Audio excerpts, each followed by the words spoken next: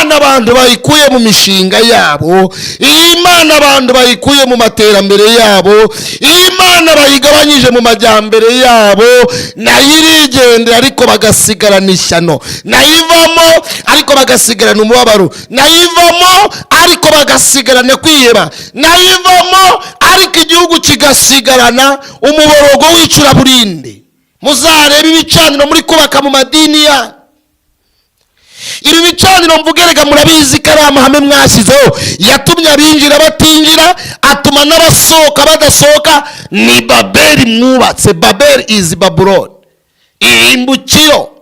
Benofedra ndimo ndazumva we diwe la fodi genodra ayiwe wewe tirikonwe la fodra. Imbaraga tubonye nizo tubonanye abagabo, nizo benotifodra nizo tubumvanye, ntago ari iz'abana. Oya bazi tubamo. Ariko Paulo yigira hirya ngabona igicaniro we, haleluya, mwacyanditse izina ngo ry'Imana itamenyekana we Oliveri wadra, Imana itamenyekana. Arabenodikida arababwira ngo iyi ngiyi itari Nyabingi, egute iyi ngiyi itari Ryangombe, iyi itarashitaroti, iyi Imana ikiza Nyabingi, iyi Imana ikiza Kansa, Imana bakayitakaza, ibihe byiza bakabitakaza, kwera kw'Imana ukava mu mitima y'abantu b'Imana. Noti dore imvura izagwa batifunga kinywa. Niko n'aba.com bameze muri iki gihe, waravuga ngo Imana iravuze ngo izabakubita, bati izahere kuri wowe ariko ngo Imana ngo izabakubita, bati izahere ku mugore wawe n'abana.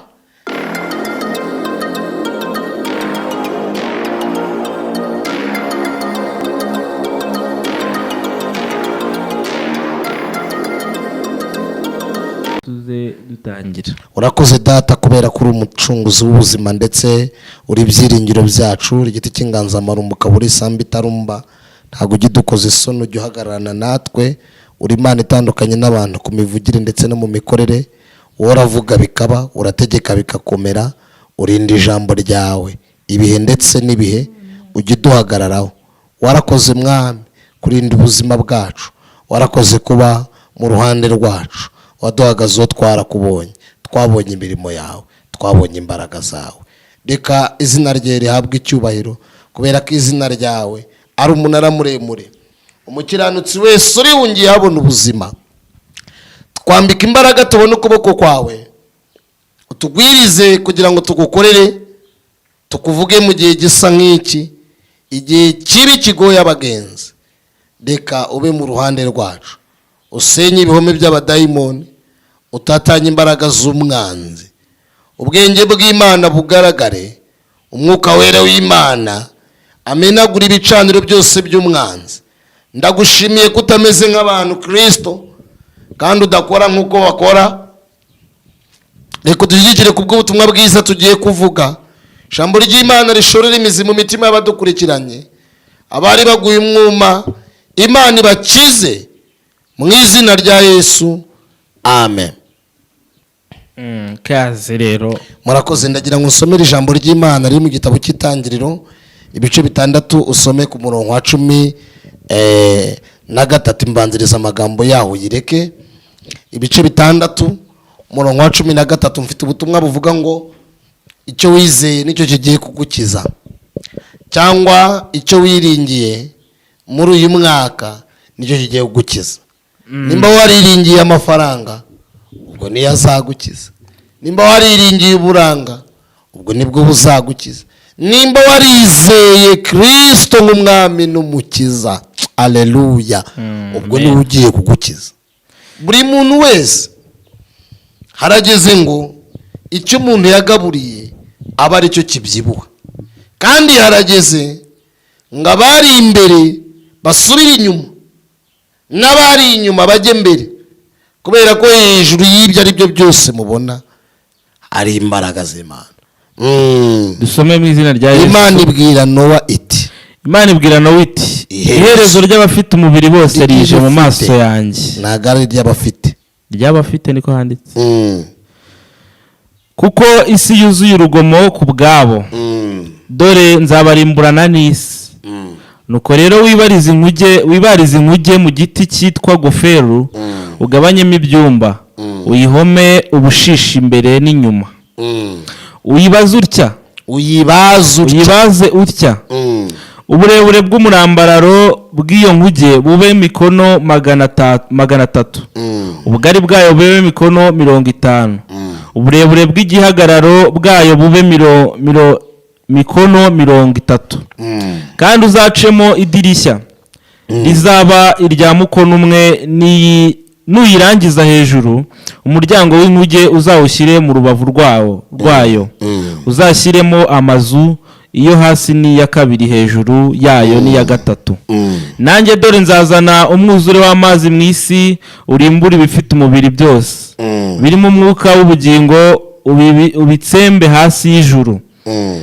Ibiri mu isi byose bipfe, ariko nzakomeza isezerano ryanjye nawe. Nzakomeza isezerano ryanjye nawe,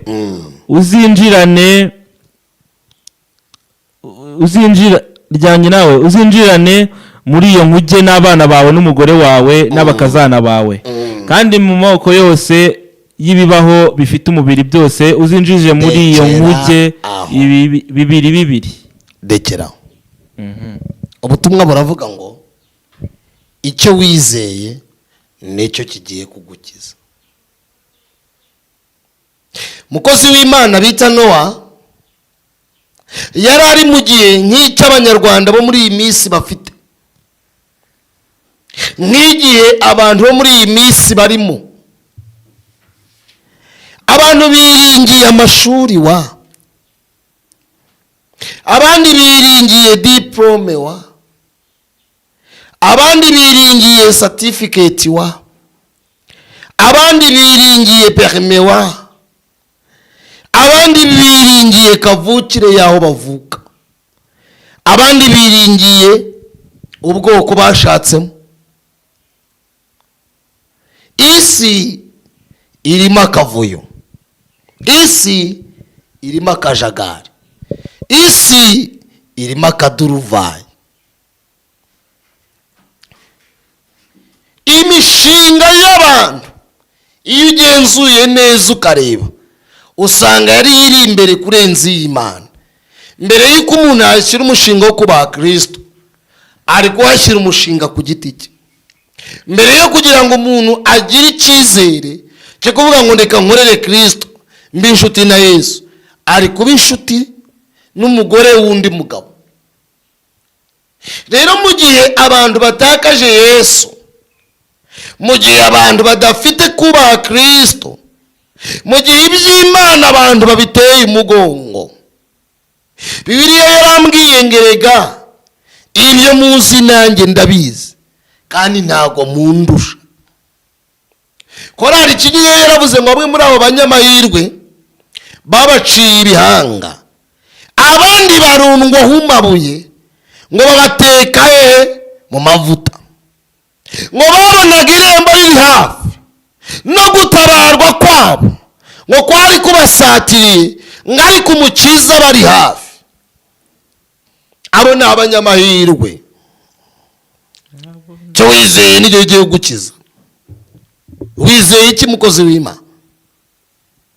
Wizeye iki mushumba? Ushumbye ihene, ushumbye ingurube, ushumbye inkoko. Sinzi inkoko bazishumba ariko baraziragira, barazorora. Ushumbye inka, ushumbye iki? Intama.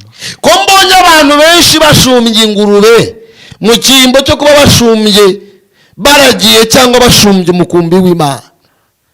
Kubera igise mbyise ingurube, nuko abantu bari mu madini ariko kugira ngo bagaragaze agakiza barushijeho kugaragaza ubugome n'ubupagani muri bo, n'inabi muri bo, no gusuzuguza Imana muri bo, no kugahisha Imana muri bo. Ibya Yesu babitakarije agaciro, yewe ntibanashaka no kubaha Imana muri bo.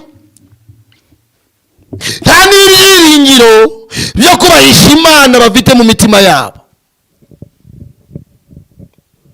Wiringiye iki mukozi w'Imana?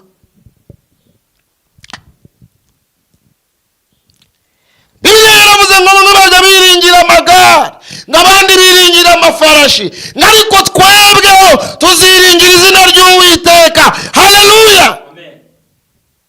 Wiringiye igare rirashira. Farawo yiringiye abapfumu, Farawo yiringira abakonikoni, Farawo yiringira nyabingize, ariko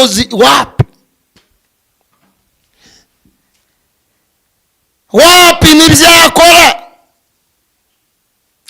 Ahabu we yiringiye Yezebeli, ngo yiringira n'ibigirwamana bye, ngo bigera ku rwego bacuragura, baraterekera Imana, bayimura mu gihugu, barayangaza Imana, ibabika mu isesemi, iraceceka.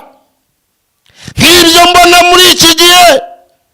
Yezebeli atumva Imana yanyu ntabwo bayisenga babona, twebwe iyo dusenga tuyisenga tuyireba. Uzagenda uramya ibi ngibi, twebwe iyo dusenga turayibona. Yezebeli akura Imana muri Israheli, Yezebeli akura Imana mu gihugu cya Israheli, igihugu gicura umuborogo, Imana abantu barayimura, igihugu cyuzura umwijima. Iyi Imana abantu bayikuye mu mishinga yabo, iyi Imana abantu bayikuye mu materambere yabo, iyi Imana bayigabanyije mu majyambere yabo, nayo irigendera ariko bagasigarana ishyano, nayo ivamo ariko bagasigarana umubabaro, nayo ivamo ariko bagasigarana kwiheba, nayo ivamo ariko igihugu kigasigarana umuborogo w'icuraburindi. Bigera ku rwego Yezebeli avuga tumva abahanuzi b'Uwiteka ntacyo bavuze. Niko muri gihe abantu bavuga, ni nako mumeze kandi bati Imana ivuga iki, ati nanjye izajya inyisangira. Ariko yemwe muribona wa ubwo se iragusanga wowe, iragusanga mu bwo bwambure wambaye,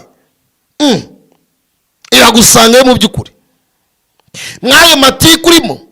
Imana iragusanga mu bugome ufite, iragusanga ni ishyari ufite. Imana iragusanga muri ubwo busambanyi wicayemo. Mwira ngo nanjye ngo Imana ngo ntawayiduteranyaho, turabizi ko ni Jesus is superstar, ni inyenyeri yo mu ruturuturu, turabizi ko ntawayiduteranyaho twese. Iryo sezerano si iryawe rega, ni isezerano ry'abizera n'isezerano ry'abatizera. Hari ibintu duhuriyeho, kurama bitangwa n'Imana, ariko gukenyuka sometime kugira ngo umuntu arame akenshi abigiramo uruhare ukuntu yitwaye n'Imana. Ariko gupfa ni ibintu dusangiye, ariko ntidusangiye kurimbuka n'ubugingo. Oya, ubugingo bufite bene bwo no kurimbuka bifite bene byo. Cyakora muri Yeremiya 40:4 yaravuze ngo dore ngusize inzira ebyiri mu maso yawe, aho ubona kubonereye abari ahuza. Nushaka ko tujyana Yerusalemu, you are welcome. Nushaka ko tujyana i Babuloni, uze tugende. Ariko aravuga ngo unkurikire, nzakugirira neza. Wiringiye iki uyu mwaka? Wiringiye iki? Bamwe biringira amagare n'amafarashi, we wiringiye iki monami? Imana abantu bayikura mu mishinga yabo, terambere agenda rirabaryohera, amazoro abaryohera. Ariko Bayibiri avuga ngo ahari bazubaka amazu ntibazayabamo. Kubera iki? Bakuye Imana muri bo. Niba nabamo nta mahoro bazagiriramo. Kubera iki? Bakuye Imana mu mishinga yabo, bayikuramo mu materambere bagiraga, icyizere bagiraga Kristo baragitakaje. We wiringiye iki? Wizeye iki mukozi w'Imana? Ngo bigera ku rwego Ahabu asuzuguza Imana, yubaka ibicaniro bya Bali. Niko namwe mumeze, muzareba ibicaniro muri kubaka mu madini yanyu. Ibi bicaniro mvugerega murabizi ko ari amahame mwashyizeho, yatumye abinjira batinjira, atuma n'abasohoka badasohoka. Ni Babeli mwubatse. Babeli is Babylon, irimbukiro. Yezebeli yashyiraho ibigirwamana, umurwa wose wuzuza ibigirwamana, ngo bashaka gukura Imana mu Bayisiraheli. Ntago byakunda, ntago twayivaho. Hari ibyo yadukoreye, hari aho twanyuranye, hari amakuru tuyifiteho, hari indaro twararanye, hari aho twanyuranye nayo ba mama batari kutunyuza, hari aho twanyuranye nayo ba data batari kutunyuza, hari agaciro Imana yaduhaye imiryango itari kuduha, hari icyubahiro Yesu yaduhaye abantu batagombaga kuduha, hari igitinyiro Imana yaduhaye perime zitari kuduha, hari igitinyiro Imana yaduhaye diplome zitari kuduha, hari ubwiza Imana yadusizeho kavukire zitari kuduha, hari ubwiza Imana yaduhaye aho tuvuka bitari gukunda, ariko kubera ko twahisemo kuba Kristo la folie drambo di fodraye abayumbe munyikirize muvuge ngo haleluya cyane, kubera ko ari presence Imana yaduhaye, kubera autorite, kubera abo turimo. Bible yarambwiye ngo rega turabo kuko turabo Imana yaremeye muri Efeso, ni Paulo wandikiye itoro rya Efeso aravuga ngo turaba Imana yaremeye imirimo myiza muri Kristo Yesu kugira ngo tuyigenderemo. Imana yiteguriye kera. Mswahilini akasema hivi, maandiko matakatifu Biblia inasema hivi, akasema neno la Bwana ngo tangu jamani, akajua neno, akajua jina lako. Kubera ko ari ibyo Imana ikora, kubera ko ari ibyo tuyiziho, kubera ko tuzi imbabazi zayo, ntabwo tuzi imbaraga zayo, ntabwo byadukundira gusambana. Mugisha ntibyadukundira musambane, wenda amaguti yamareho, ariko twebwe tuzayuba. Mubeyure mugere Nyabugogo muberekere ubuntu, ariko twebwe tuzayuba. Munywe umumanura jipo, abandi munywe nguvu mbamamarize nta kibazo, abandi munywe ibyuma, abandi byeri muzinywe, ariko twebwe hari urugendo tuziranye na Yesu, hari amajoro twararanye, hari icyo tumuziho. Haleluya. Hari benotifodra, hari imbaraga yakoresheje inyabihanga tutatesha agaciro. Yego ivuge mu Cyongereza se. Do you understand? Muri kunyumva? How are you? How you feel? Are you okay? Are you tired? Kubera ko ari ibyo tuziranyeho na Yesu, cyo wizeye aba aricyo kigukiza. Kubera ko ari uburinzi tumuziho, ntidufite gutinya habe na gato, kuko ubuzima bwacu buri muri yo, haba mu byago no mu makuba, aturindisha imbabazi agira, haba mu byago no mu makuba, aturindisha imbabazi agira. Iyo turyamye dusinziriye, cyangwa iyo tugenda mu mihana, turindwa n'imbabazi zayo, turindwa n'urukundo rwa Yesu. Hari icyo tumuziho Yesu, hari icyo tumuziho. Aho bakura Imana mu gihugu, ariko yiwe Eliya aravuga ngo hari icyo nziranyeho na Yesu, hari amajoro nziranye nayo, haravuga ngo reka nyihamye. Ubwo Abanyarwanda bari kubunuza bakambara ubusa, abandi bagasambana, n'Abanyarwandakazi ubwo ubona Imana bayimwe, ubwo Abakongomani bimuye Imana, ubwo Abarundi bimuye Imana, ubwo ubona Kristo bamukuye mu mitima, ubwo ubona abantu bararikiye ibindi bintu bifite indi shusho yindi. Eliya aravuga ngo amuve usowe.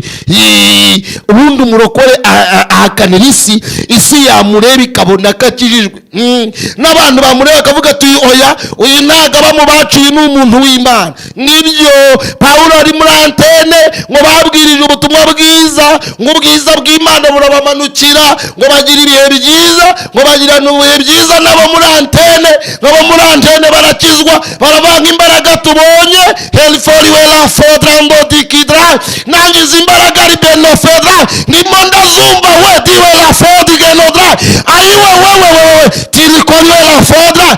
Imbaraga tubonye nizo tubonanye abagabo, nizo ari benotifodra, nizo tubumvanye, ntago ari iz'abana. Oya, bazi zitubamo.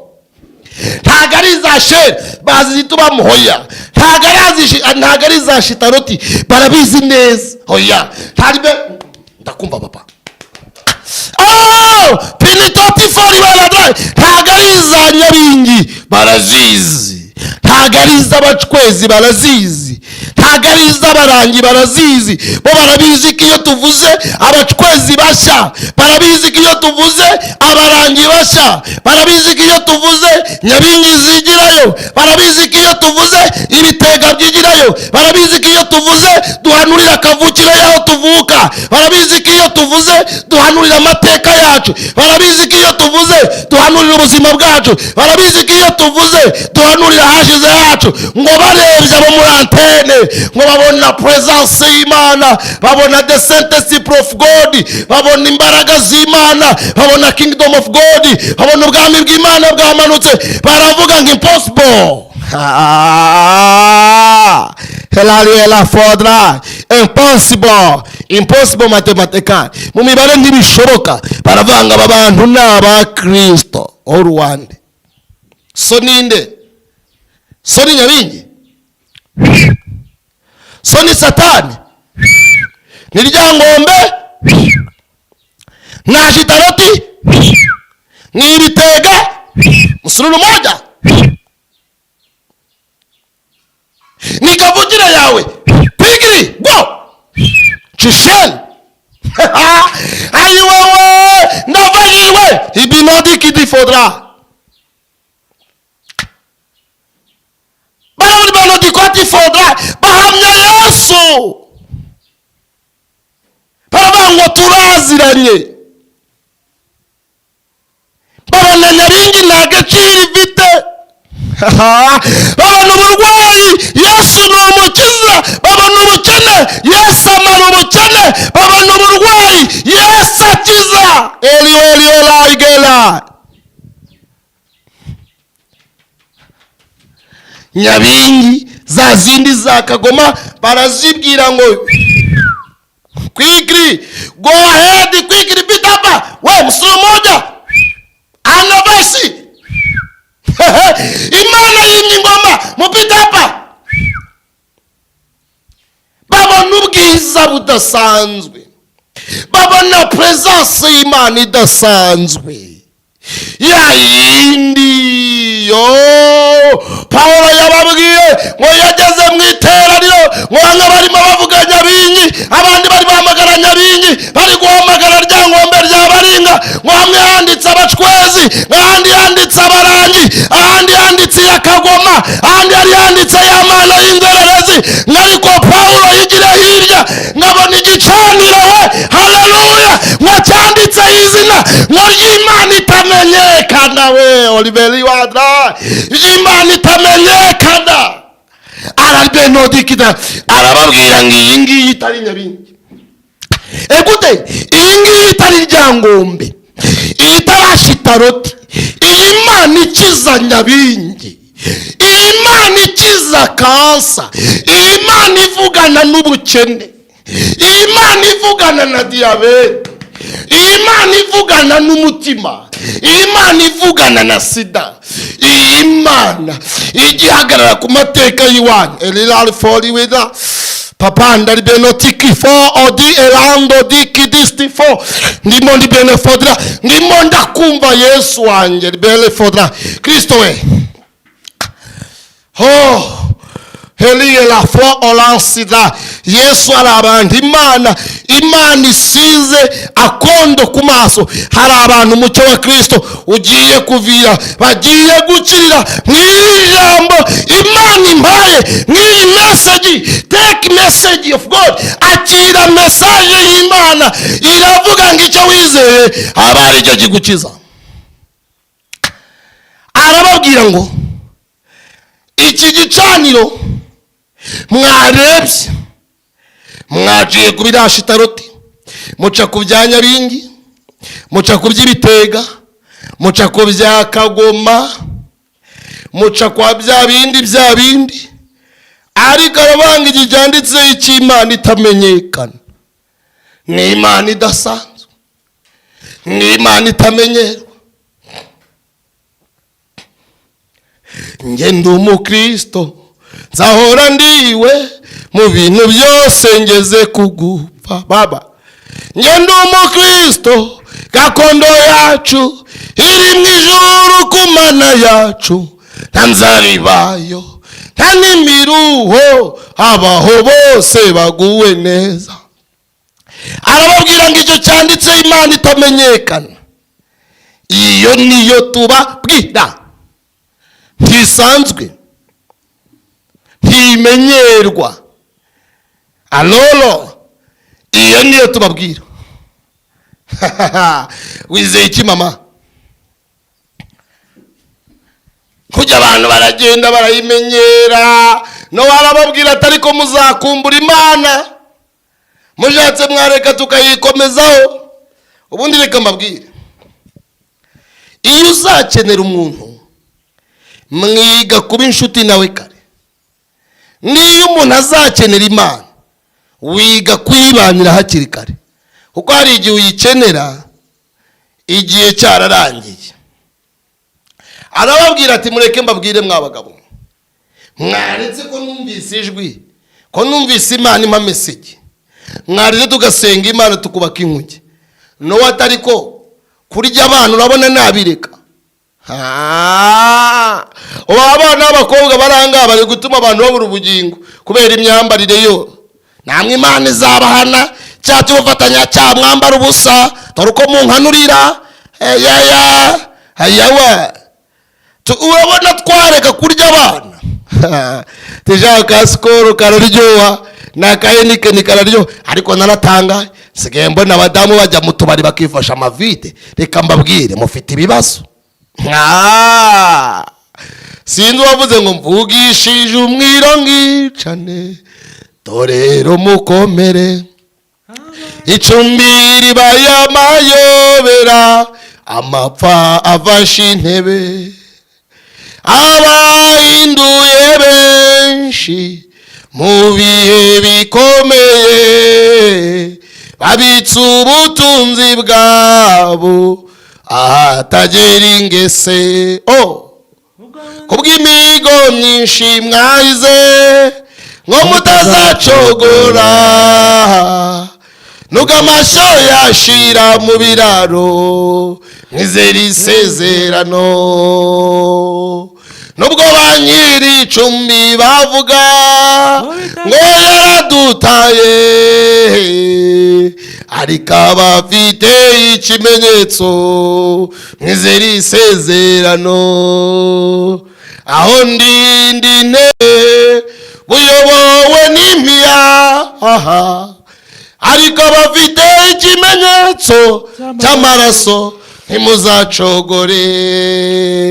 Intwari zarananiwe, ubona intwarane, ariko abafite ikimenyetso cy'amaraso ntimuzacogore. Nuko nareshyaga ahubwo bwa Nowa amajipo n'ukuntu tumenya ari sawa vraiment. Iyo nkugeyo biraciritse, biri cipu cyane. Iyo ibihe byagoye, iyi minsi yagoye, abantu batangira gukumbura ibyo basize. Abayisiraheli basubiye inyuma, nuko iminota intwaye, ngo bakumbuye tungurusumu, bakumbura amadegede, baravuga bati Mose we, yo tungurusumu n'amadegede hari icyo byari bitwaye. Iyo giturengera mu Egiputa ubundi tukipfira, no problem and no fear, nta kibazo nta n'ubwoba byari biteje. Ariko kuza kuturimira mu butayu ngo dupfire muri ubu butayu, ubu koko nta kintu ubonamo. Mose ngarabareba, Imana yavuye mu mitima y'abantu, abantu bakumbura amadegede. Iyo presence y'Imana, iyo abantu batangiye kunamuka bakumbura tungurusumu n'amadegede, Imana bakayitakaza, ibihe byiza bakabitakaza, kubera ko Imana ukava mu mitima y'abantu b'Imana. Noti dore imvura izagwa, batifunga kinywa.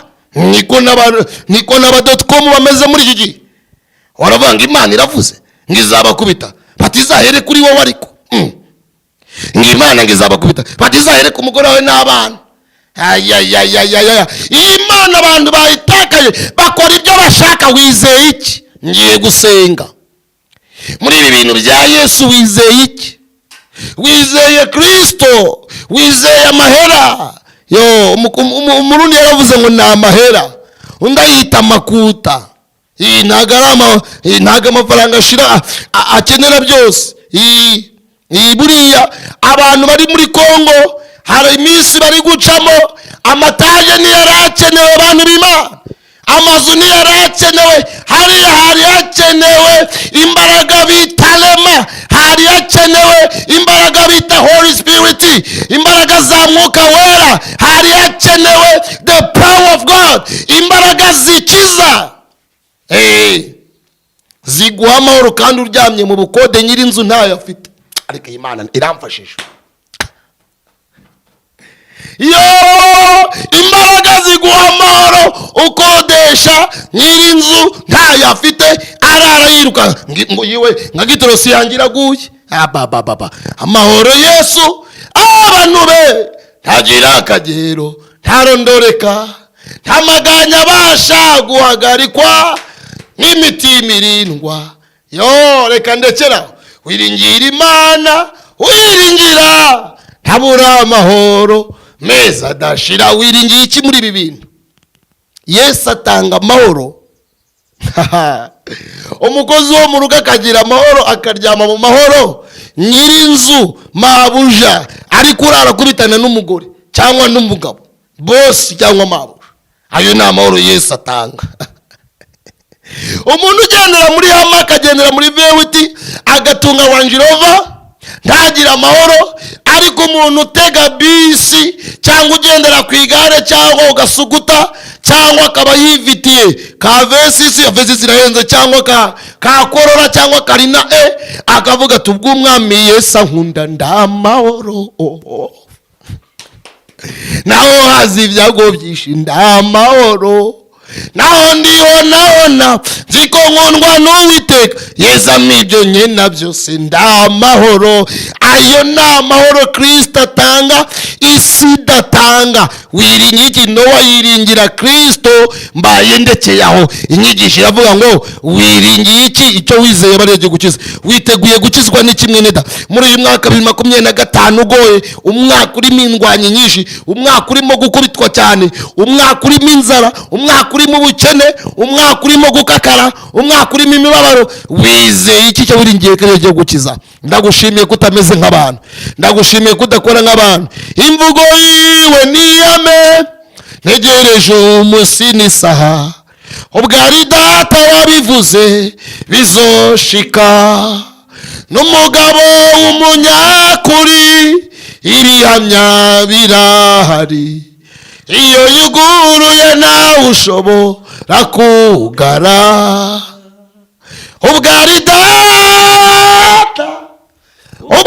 data wabivuze, ubwari data wabivuze bizashyika. Holy foli eligesi eladrondidra. Ugari imvugo yawe ibivuga bizaba.